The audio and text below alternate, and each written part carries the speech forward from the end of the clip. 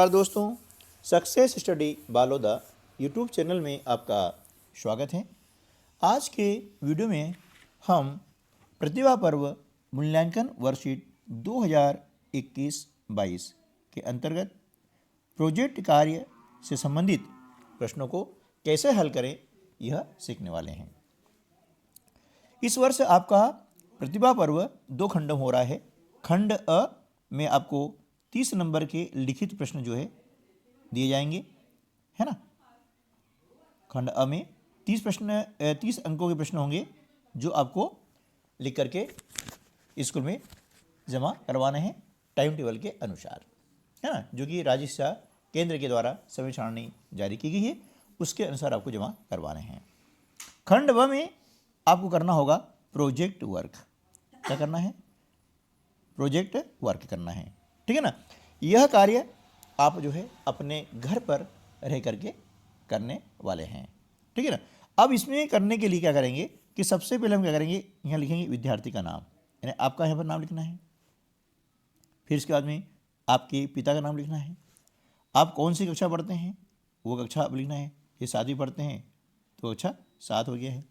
और यहाँ पर आ जाएगा आपका शाला का नाम, जिस विद्यालय में आप पढ़ते हैं उस विद्यालय का नाम आपको यहाँ पर लिखना है, ठीक है ना। चलिए, अब क्या होगा कि इस जो प्रोजेक्ट है इसमें कुल प्रश्नों की संख्या कितनी होगी? 2 होगी, है ना।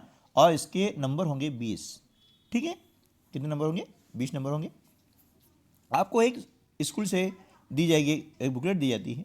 उस बुकलेट में सभी विषयों के जो है प्रोजेक्ट कार्य संकलित हैं। आप अपने घर के आसपास परिवेश में जो उपलब्ध संसाधन हैं, सामग्री हैं, है ना, उनके द्वारा उस प्रोजेक्ट कार्य को पूर्ण करें। इस कार्य को पूर्ण करने में यदि आपको किसी की आवश्यकता पड़ती है, जैसे आपके माता पिता, मित्र, भाई बहन या आपके दादा दादी, है ना, किसी भी संबंधी जन से आप चर्चा कर सकते हैं। उनसे पूछ करके भी ये प्रोजेक्ट कार्य कर सकते हैं, है ना। तो यह प्रोजेक्ट कार्य पूर्णतः क्या है? स्वतंत्र रूप से हैं। आप अपने घर पर रह करके अपने परिवार के सदस्यों से चर्चा करके इस कार्य को अच्छे से संपन्न कर सकते हैं।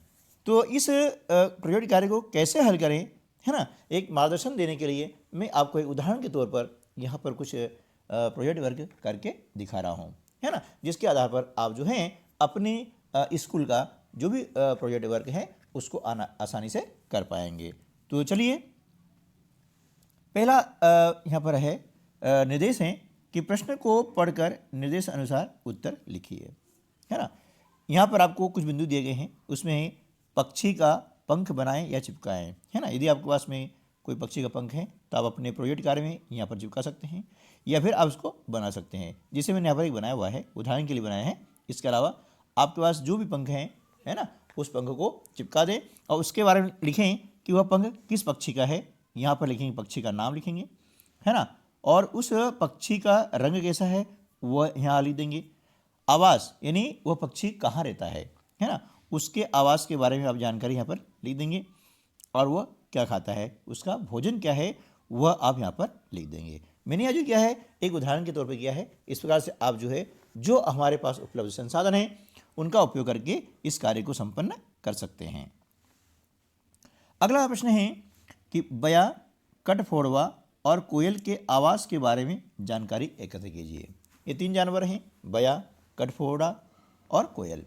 इसके बारे में आप अपने परिवार के सदस्यों से चर्चा करके उनसे संबंधित जो भी जानकारी है आप यहाँ पर लिख सकते हैं। जिसे बया के बारे में मैंने लिखा है, आप भी इसके अलावा जानकारी आप लिख सकते हैं कि यह प्रजाति जो है पूरे भारत देश में पाई जाती है और इस प्रजाति की जो पक्षी है वे अधिकांशतः घोंसला का बनाते हैं। नदी नालों के किनारे जो वृक्ष होते हैं उन पर घोंसला बनाते हैं, ठीक है ना, ऐसा। इसी प्रकार से दूसरा जो पक्षी होता है वह है कठफोड़वा होता है। यह कठफोड़वा क्या करता है कि किसी वृक्ष के तने में सुराख बना करके, यानी खोखला उसको करके अंदर वो रहता है, खोल बना करके, है ना, और वहाँ पर रहने वाले जो चींटी हैं, जीव जंतु हैं, कीट हैं, उनको खा करके अपना जीवन यापन करता है।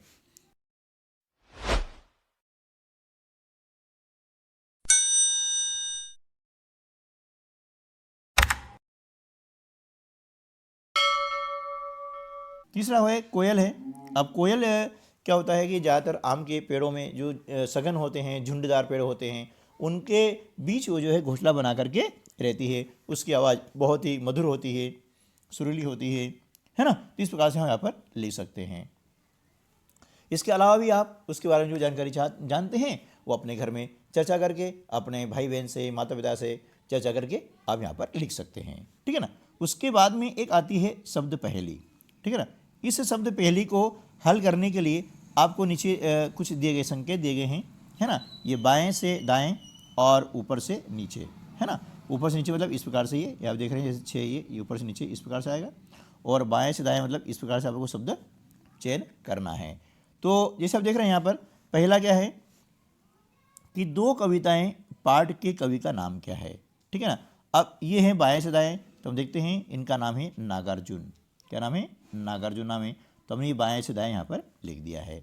फिर क्या करेंगे अपन कि 2 में देखते हैं कि नंबर 2 में क्या है। अब नंबर 2 में क्या है, ऊपर से नीचे में देख रहे हैं, नारी का विलोम शब्द क्या होगा, है ना। यानी यहाँ जो अपन भरेंगे शब्द वह क्या होगा, नारी का विलोम शब्द होगा। तो नारी का विलोम शब्द क्या होता है? नर होता है बेटा। तो हमने क्या किया यहाँ पर, ये ऊपर से नीचे में नर भर दिया है, ठीक है ना। इस प्रकार से आप इसको हल कर सकते हैं।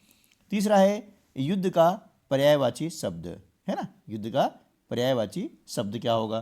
तो युद्ध का पर्यायवाची शब्द होता है रण, है ना। ये हमने यहाँ लिख दिया है रण, ठीक है ना। इस प्रकार से यहाँ पर हमने रण लिख दिया है, ये ना, ये बाएं से दाएं में हो गया है, ठीक है ना। तो इस प्रकार से हम जो है क्या करेंगे कि यहाँ पर शब्दों को फिलअप कर देंगे। अगला है जैसे यहाँ पर है ऊपर से नीचे में बात करते हैं तो गुस्से का भाव। अब गुस्से का भाव क्या होता है? नाराज होना होता है। तो हमने यहाँ क्या किया, ये ना रा ज किया गया। तो ना जो शब्द था हमारा नागार्जुन का काम आ गया।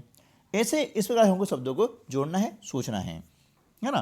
तो ये आप देख रहे हैं कि इस प्रकार से हमने सारे शब्दों का प्रयोग करके यहाँ पर इस शब्द पहेली को भरने का प्रयास किया है। आप इसको सीखें और भरें, क्योंकि शब्द पहेली भरने से क्या होता है, हमारे अंदर जो शब्द भंडार है ना उसका विकास होता है ना। और शब्द भंडार का विकास होना किसी भी भाषा के लिए बहुत ही अच्छा होता है। ठीक है दोस्तों, तो उम्मीद है कि यह वीडियो आपके लिए काफ़ी मार्गदर्शक रहा होगा, हेल्पफुल रहा होगा। यदि हेल्पफुल रहा है तो अगले और भी जो हम इस प्रकार के वीडियो आप तक पहुंचाते रहेंगे।